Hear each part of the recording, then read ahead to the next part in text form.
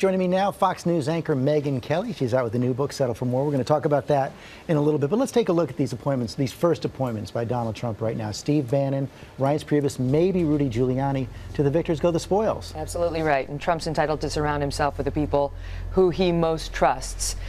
Bannon's really the only one so far who's caused a lot of controversy. I mean, it's sort of like a tale of two cities, where you've got Reince Priebus, who's more establishment, which Trump has been railing against, and then Steve Bannon, who's spent his entire career railing against the establishment. That sets, and he says they are going to be equal partners. But what does that mean inside the White House? It could set up a kind of civil war. I mean, it could be a little awkward, but what I'm hearing is Steve Bannon will really be in charge, that he's the one, he's the Trump whisperer. Even though he's not the chief of staff? Yeah, that this is an unusual situation, because normally the chief of staff would be the one who is. What we're being told is Steve Bannon will really have the ear of Donald Trump. And I don't know what that means for Reince Priebus. Maybe Trump needs somebody, President-elect Trump needs somebody who knows how to work the Hill and staffing decisions. So that would suggest perhaps that President Obama was wrong in his judgment yesterday when he said that he doesn't think Donald Trump is ideological, thinks he's pragmatic. Well, I think both are true. I mean, I think both are true, that he's not ideological and that he is pragmatic. And I think Steve Bannon, though he is a controversial figure, has advised Donald Trump very well. You remember Trump's campaign was really flailing until Bannon came in, a guy who doesn't run political campaigns, but who completely understands these working class Americans who have had it with Washington and the so-called establishment. But what do you say to those critics who say this is bringing a white supremacist into the White House? I don't know that there's evidence of that. You know, I mean, I think people need to be... headlines? The Breitbart headlines, his defenders, I mean, they're absolutely controversial.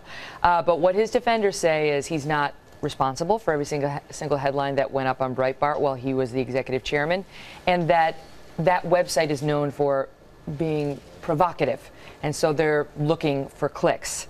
Now, it definitely appeals to a segment of the so-called alt-right, which includes some white supremacists. But I don't know that you could tar the entire team with that brush or Steve Bannon with that brush.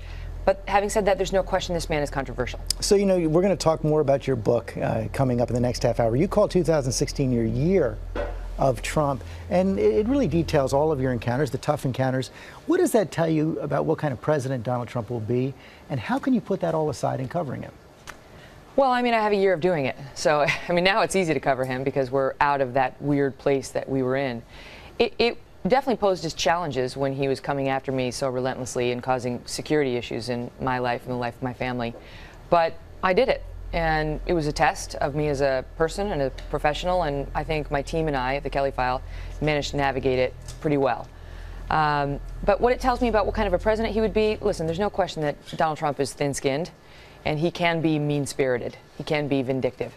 But my own experience with him proves that he's able to let things go if he so chooses, right? He came after me like a dog with a bone for 9 months.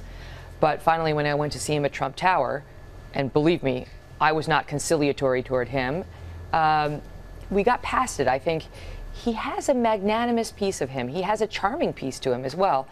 And while I think Trump doesn't like it when he feels attacked, if he feels like you're open-minded or at least neutral toward him, he becomes a bit more open-minded. The problem with him is he often feels attacked even when he's not. And we're going to find out more about that meeting in our next half hour. Settle for More is out today. We're going to talk about that. Donald Trump, Roger Ailes in our next half hour. Robin?